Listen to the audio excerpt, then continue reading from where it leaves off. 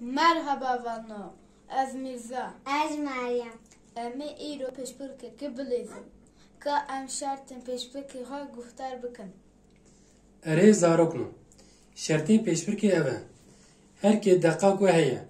Ez ê tîpekê ji we re bibêjim, hûnê bi wê tîpê peyvekê çê bikin. Peyva we got bi kîjan tîpê biqede, hûnê bi wê tîpê peyveke din çê bikin. Eger peyv nehat pîra we, hûn carekê dikarin bibêjin pas û derbas bikin. Bi vî hawî kî pir peyva çê bike, ew ê qezenç bike. Em ê pêşbirkê bi Mîrza dest pê bikin. Mîrza tu amade yî? Ez amade me.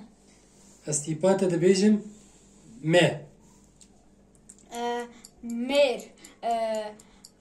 Rûken. Nêçir. Rêvî. Îro. Oğir. Raweste. Êzing. Yani pardon. Êzing. Garis. Sar. Rojava. Agir.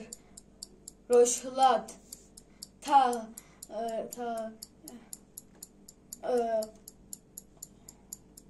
Gol. Lev.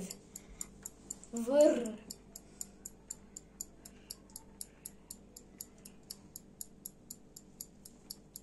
Riyavi.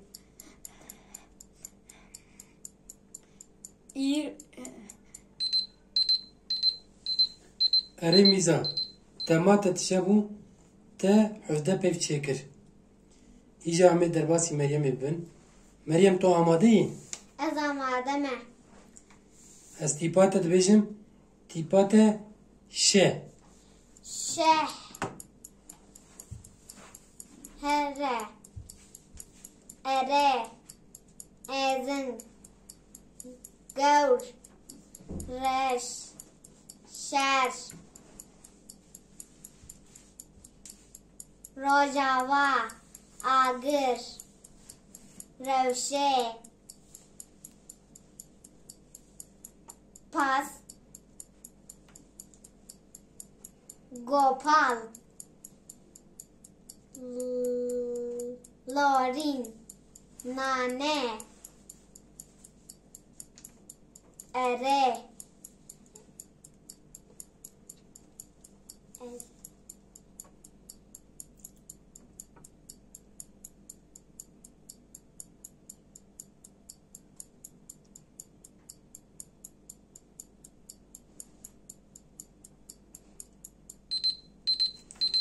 Erê Meryem, dema te jî tişebû te çarde peyv çêkir. Lêbelê bela Mîrza hevde peyv çêkiribû, Mîrza qezenç kir. Ez Mîrza pîroz dikim.